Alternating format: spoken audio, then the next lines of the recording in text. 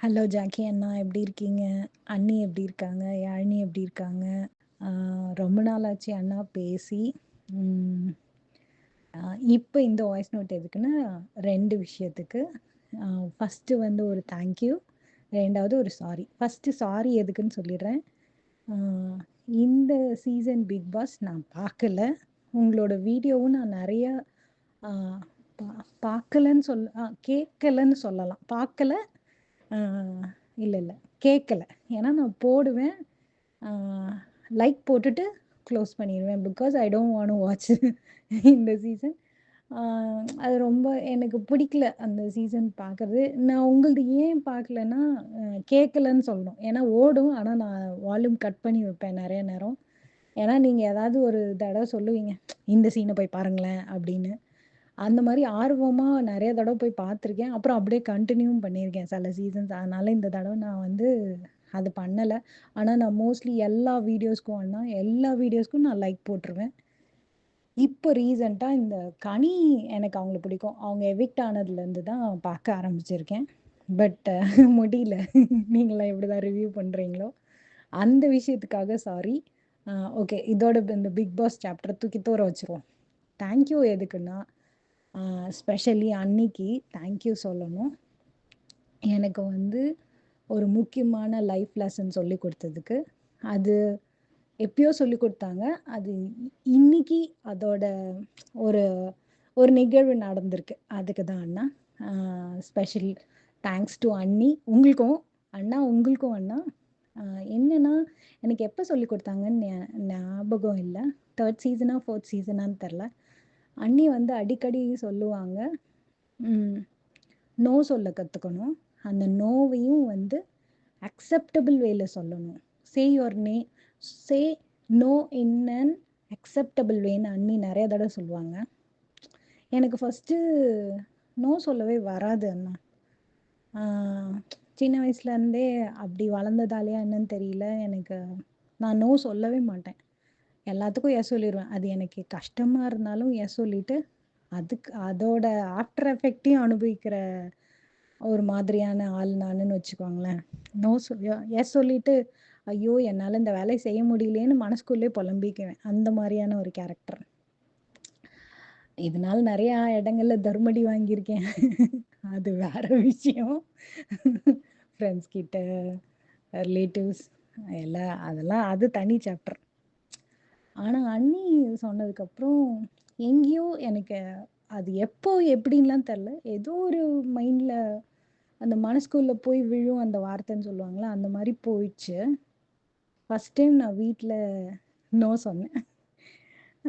இல்லை நான் செய்ய மாட்டேன், எனக்கு இது வராது, நான் பண்ண மாட்டேன்ற மாதிரி ஏதோ சம்திங் சொன்னேன். அது வந்து எனக்கு அப்படி வீட்டில் ஒன்றும் சொல்ல, ஓகே நோ தானே, ஓகே அப்படின்ட்டாங்க. அப்படியே எனக்கு ஏதோ ஜிவ்வுன்றது, ஓ நான் நோ சொல்லி ஆஹா அப்படின்ட்டு. அது அப்போ முடிஞ்சிச்சு. அது ஆனால் அப்போவே நடந்தது. ஒரு 5 இயர்ஸ் இருக்கும்னு நினைக்கிறேன். But I don't know when I did this. அதுக்கப்புறம் நிறைய நேரங்களில் ஃப்ரெண்ட்ஸ் கிட்ட, ஏன்னா ஃப்ரெண்ட்ஸ் கிட்டலாம் நான் எஸ் சொல்லிட்டு, இப்போ எதாவது பார்ட்டிஸ்க்கு அந்த மாதிரிலாம் எஸ் சொல்லிட்டு என்னால் செய்ய முடியாமல் போகும். இல்லை செஞ்சுட்டு அங்கே போய் நான் வந்து டயர்டாக உட்காந்துட்ருப்பேன். எனக்கு ரொம்ப கஷ்டமாக இருக்கும். என்ஜாயே பண்ண முடியாது, பார்ட்டிசிபேட் பண்ண முடியாது. ஒரு மாதிரி வேலையெல்லாம் பார்த்து அது டயர்ட்லேயே இருப்பேன். அதே மாதிரி ஒர்க்லேயுமே வந்து நோவே சொல்லாமல் நிறைய எஸ்ஸை தூக்கி தலையில் போட்டு செய்ய முடியாமல் சிரமப்பட்டிருக்கேன். அந்த டைம் ப்ரெஷரில் ரொம்ப ஸ்ட்ரெஸ் ஆகிருக்கேன். அந்த மாதிரிலாம் நடந்திருக்கு. ஆனால் கொஞ்சம் கொஞ்சமாக இப்பயும் ஃபுல்லாக மாறிட்டேன்னு கேட்டிங்கன்னா இல்லை. பட் ஸ்டில் இப்போ கொஞ்சம் மாறியிருக்கேன். முன்ன இருந்தது மோசமாக இருந்ததை விட இப்போ கொஞ்சம் பெட்டராக இருக்கேன்னு சொல்லலாம். அந்த லெசன் வந்து எனக்கு அவ்வளோ ஹெல்ப்ஃபுல்லாக இருந்தது. அதுவும் வந்து அக்செப்ட் பண்ணிக்கிற மாதிரியான வேலை நோ சொல்லணும் அப்படின்னு அண்ணி நிறையா தடவை சொல்லியிருக்காங்க. இது எனக்கு இப்போ ஏன் அந்த தேங்க்ஸ்னா, ரீசெண்டாக என் பொண்ணு 9th கிரேடுனா யாழினி பாப்பா வயசு தான். பாப்பாவுக்கு ஸ்கூலில் வந்து இங்கிலீஷ் அசைன்மெண்ட் ஒன்று கொடுத்துருந்தாங்க. அதில் என்னென்னா, உங்களுக்கு புடிச்சவங்களையோ, இல்ல உங்களுக்கு நெருக்கமானவங்களையோ ஒரு இன்டர்வியூ எடுக்கணும். அந்த இன்டர்வியூல அவங்களோட அ லைஃப்ல அவங்க கத்துக்கிட்ட ஒரு முக்கியமான லைஃப் லெசன பத்தின இன்டர்வியூவா அது இருக்கணும். அதுல அந்த லைஃப் லெசன் என்ன? அத யாரு சொல்லிக் குடுத்தா? எப்போ சொல்லிக் குடுத்தாங்க? எந்த மாதிரியான இன்சிடென்ட்ல சொல்லிக் குடுத்தாங்க? அதனால அவங்களுக்கு ஏற்பட்ட நன்மை என்ன? அத இன்னமும் அவங்க ஃபாலோ பண்றாங்களா? அத யாருக்காவது சொல்லிக் குடுத்துருக்காங்களா? இந்த மாதிரி ஒரு 10 கொஸ்டின்ஸ அ இன்டர்வியூ பண்ணணும். என் பொண்ணுக்கு ஃபர்ஸ்ட் சாய்ஸ் நான் இல்ல. அவங்க அப்பா தான். அவங்கள அவங்கள தான் இன்டர்வியூ பண்றதா இருந்தா. ஆனா, அன்ஃபார்ச்சுனேட்லி அவங்க ட்ராவல் பண்ண வேண்டிய சிச்சுவேஷன் வந்துருச்சு. அதனால அவங்களால இன்டர்வியூ குடுக்க முடியல. ஸோ செகண்ட் ஆப்ஷன்ல இருந்த நான் வந்து அதுக்கு வந்துட்டேன். என்கிட்ட வந்து கேட்டா. இந்த மாரி "நீங்க எனக்கு குடுக்குறீங்களா?" நான் சொன்னேன், "எஸ் நான் குடுக்குறேன்." "சரி என்னத்த பத்தி குடுக்க போறீங்க? உங்களோட லைஃப் லெசன்." நான் வந்து சொன்னேன், "ஆ ஃபர்ஸ்ட்டு நோ சொல்ல கத்துக்கிட்டேன். அதையும் அக்செப்டன்ஸ் வேல சொல்றதுக்கு இப்போ கொஞ்சம் நல்லா முயற்சி செஞ்சுட்டுருக்கேன். அதனால என்னோட இன்டர்வியூ டைட்டில் வந்து "say no in an acceptable way." இதுதான் என்னோடது அப்படின்னு சொன்னேன். ஃபர்ஸ்ட்டு அவளுக்கு புரியல. "என்னவோ அம்மா சொல்றா" அப்படின்னு சொல்லிட்டு, அவளுக்கு வேற ஆப்ஷனும் அப்ப இல்ல. அதனால சரி ஓகே இன்டர்வியூ குடுங்கன்னு சொல்லிட்டு என்கிட்ட ஃபர்ஸ்ட்டு கொஸ்டின்ஸ் குடுத்துட்டா. அ ஸோ தட் நான் கொஞ்சம் ப்ரிப்பேர்ட் ஆயிட்டு, அதுக்கப்புறம் அந்த இன்டர்வியூ அட்டெண்ட் பண்ணணும். ஆ அத அவங்க நோட் எடுத்துக்குவாங்க. எடுத்துட்டு அத கொஞ்சம் எலாபரேட்டா எழுதி சப்மிட் பண்ணுவாங்க. நான் வந்து கு சின்ன சின்ன மாடிஃபிகேஷன் அது ஒரு ஸ்டோரி மாரி இருக்கணும்னு சொன்னதால, நான் ஒரு சின்ன சுதா அக்கா வந்து என்னோட அக்கா.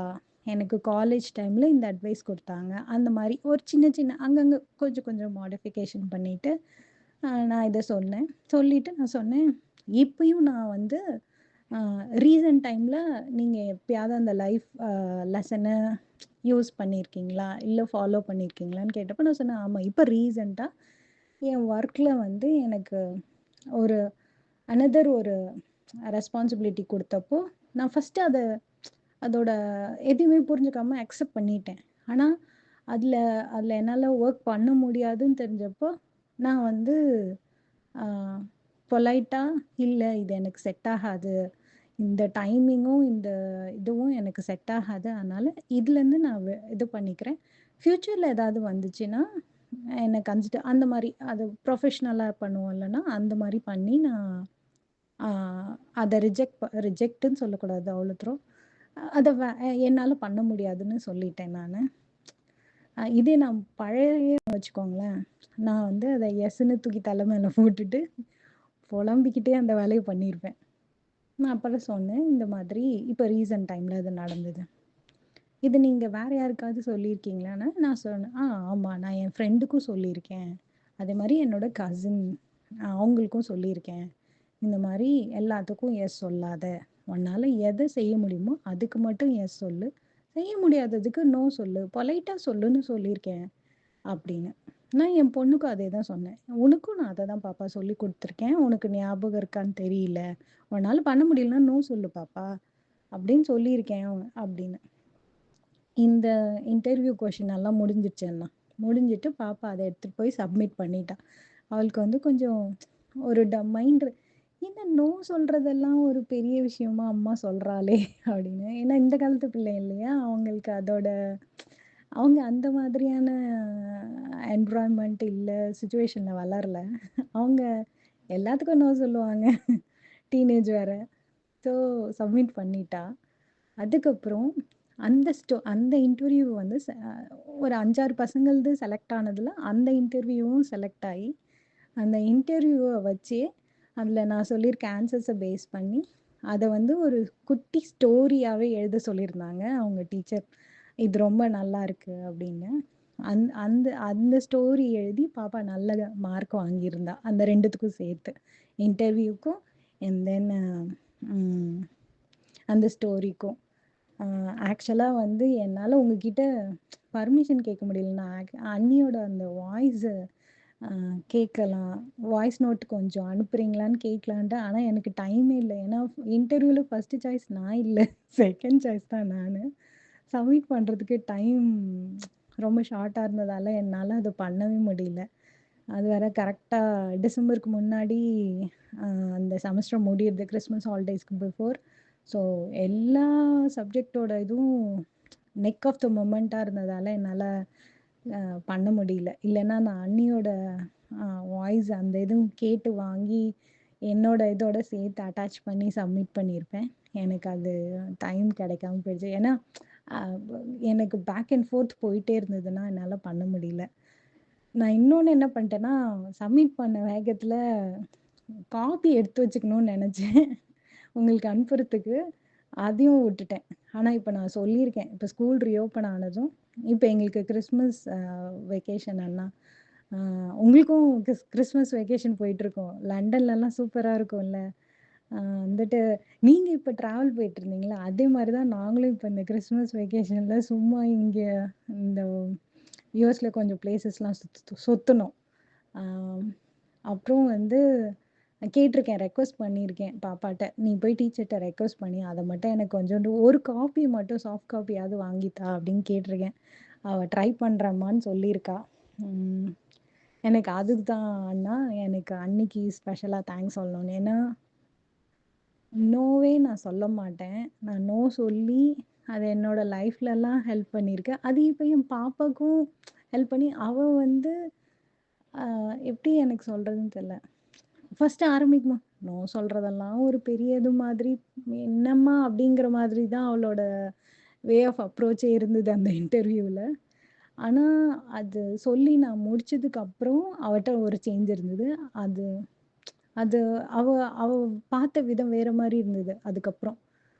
ஆ அப்புறம் அது செலக்ட் ஆனதும் அவ ரொம்ப சந்தோஷமாயிட்டா. "அம்மா நான் இத எக்ஸ்பெக்ட்டே பண்ணலம்மா. I didn't expected this. But I am very happy that your story got selected." அப்படின்னு வந்து சொல்லி அவ ரொம்ப ஹாப்பி ஆயிட்டா. ஆ அதுக்கு என்னென்னவோ ஃபர்ஸ்ட்லாம் டைட்டில் வச்சா. ஆனா நான் வந்து பிடிவாதமா நின்னேன். இது என்னோட இன்டர்வியூக்கு இதுதான் title. "Say no in an acceptable way." Or manner. இந்த 2 இதுதான் வேணும் எனக்கு. இந்த டைட்டில் தான் நீ வைக்கணும். வேற எதுவும் வைக்கக்கூடாதுன்னு. நான் வந்து அந்த ஸ்டோரியிலே அண்ணி பேர்லாம் ஆட் பண்ணி போட்டிருந்தேன். எனக்கு வந்து உண்மையிலே அது எனக்கு சொல்லணும்னு இருந்தது அண்ணா. நான் இந்த ட்ரிப்பெல்லாம் போனதால ஏன்னா ஸ்கூல் முடிஞ்ச உடனே நாங்க கிளம்பிட்டோம். ஸோ எனக்கு ட்ரிப்ல பேசுறதுக்கு டைமே இல்ல. சிக்னல் இல்ல. அங்க இங்கிட்டு சுத்திட்டு இப்ப தான் வந்து ரிலாக்ஸ் ஆனேன். சரி ஓகே அண்ணாக்கு சொல்லிடுவோம் அப்படின்னு சொல்லிட்டு இந்த வாய்ஸ் நோட் கொஞ்சம் லாங்கா இருக்கும். Sorry for that. Thank you so much அண்ணி. தேங்க் யூ ஸோ மச் அண்ணா. எனக்கு ஹாப்பியா இருக்கு. டேக் கேர் அண்ணா. பாய். அச்சோ! அண்ணா எப்படி அப்படியே மனசுக்குள்ள இருந்தத கரெக்ட்டா கண்டுபிடிச்சிட்டீங்க. நான் வந்து ஆடியோ அனுப்பிச்சுட்டேன். நான் இப்ப திருப்பி அத கேட்டு பார்த்தேன். நான் என்ன ஆடியோ அனுப்பிச்சேன்னே நான் கேட்கவே இல்லையா? அதுல நேம் இருக்கு. நேம் மட்டும் மியூட் போட்டுக்க முடியுமா அண்ணான்னு கேட்கலான்னு இப்ப தான் அண்ணா ஓப்பன் பண்ணி டெக்ஸ்ட் பண்ணலான்னு வந்தேன். கரெக்ட்டா நீங்க வந்து நான் நேம் மட்டும் எடிட் பண்ணிக்கிறேன் ஓ மை காட்! ஐயோ! அண்ணா ஸோ தேங்க் யூ. நேம் மட்டும் எடிட் பண்ணிடுங்க. அது ஏதாவது எனக்கு டெக்னிக்கலி நீங்க எப்படி பண்ணுவீங்கன்னு தெரியல. கஷ்டமா இருந்ததுன்னா இட்ஸ் ஓகே அண்ணா. Ah thank you. அச்சோ! அண்ணா I love you so much. Thank you.